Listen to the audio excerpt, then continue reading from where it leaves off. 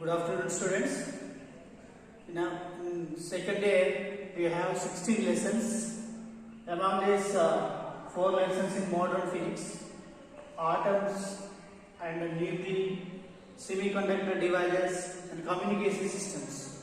Today, we are going to explain atoms.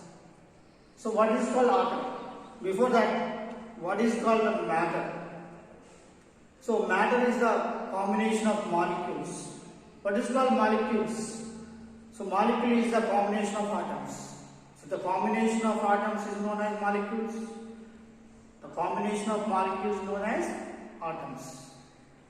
So many scientists proposed some atomic models. First atomic model introduced by Dalton. According to Dalton atomic model, the smallest particle in the matter is known as atom. Atom is indivisible. According to Dalton atomic model, atom is indivisible. So after that, in 1898, Thomson introducing one atomic model that is called J.J. Thomson model. According to Thomson model, the positive charges might be distributed throughout the atom. So the negative charge is embedded in small areas. Okay? So the positive charge is totally distributed throughout the atom. The negative charge is located in small areas like black seeds of watermelon. Let us take one watermelon. When we are cutting the watermelon, so the reddish shape, reddish color, the reddish area represented positive charge and black seeds represented negative charge. Black seeds represented negative charge. So J.J. Thomson model also known as plum pudding model.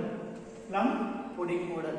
So J.J. Thomson having some drawbacks. Atomic model also having some drawbacks. What are the drawbacks of J.J. Thomson model? So J.J. Thomson model do not explain the continuous wavelength and electromagnetic radiation of different intensities. So the positive charge and negative charge particles wavelength cannot explain clearly, and the electromagnetic radiation intensity cannot explain properly, and so one more drawback, cannot explain energy levels of electron. Energy levels of electrons. These are the drawbacks of J.J. Thomson model. After that, Rutherford introducing one atomic model. The model is called as Rutherford atomic model. So Rutherford, by the experiment of Rutherford alpha scattering experiment, you can introducing Rutherford atomic model. So before that, so we observed Rutherford alpha scattering experiment. Rutherford alpha scattering experiment.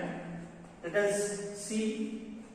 So this is the radioactive source. It is Bismuth 83214. Radioactivity source.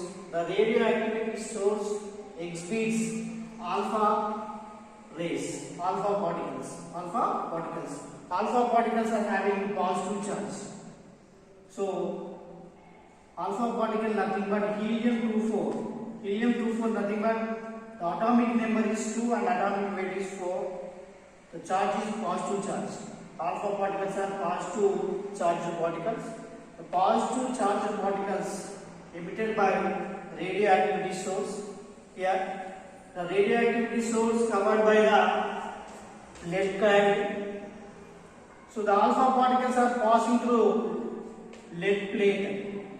Small beam of alpha particle exhibited by lead plate.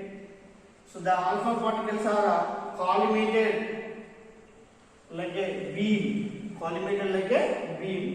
So the beam of alpha particle is passing through the gold field. The thickness of the gold field 2.1 into 10 power minus 7 meters.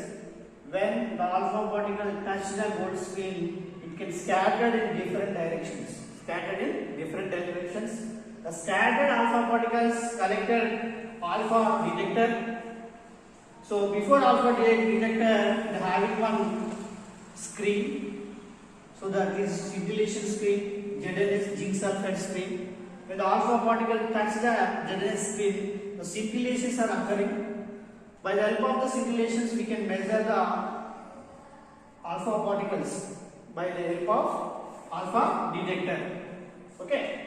So once again, observe this figure. So here we are using one radioactivity source. The radioactivity source exhibits alpha rays positive charge alpha rays. Alpha rays are passing through the lead plate. It is like a exhibited light beam of alpha particle, a small beam of alpha particle.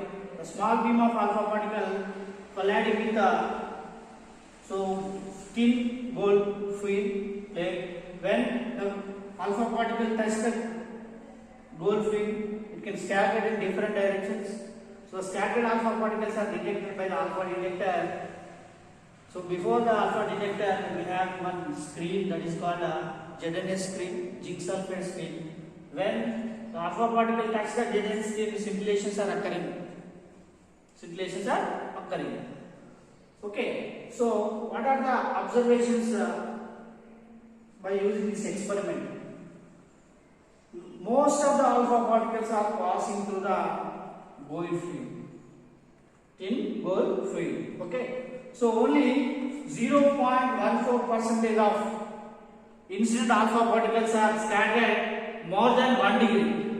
0.14% of alpha particles scattered more than 1 degree, and few alpha particles are scattered theta is greater than 90 degrees, and very small alpha particles. For example, 8,000. One alpha particle in 8,000 particles retraced back. So among 8,000 alpha particles, one alpha particle is completely reflected back with an angle of 180 degrees. The remaining alpha particles are passing through the gold field in different scattering angles. Okay. So what is the conclusions of Rutherford alpha scattering experiment? So we observe most of the alpha particles are passing through the gold field.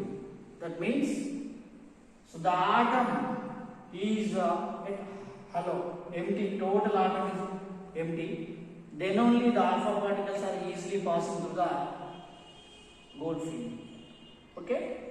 Only one alpha particle is perfectly, among 8,000 alpha particles, one alpha particle is perfectly reflected back. That means which alpha particle is passing to the center, that alpha particle are reflected back. That means, so the positive charge is located at the center. So the center is called as nucleus. The nucleus consisting positive charge.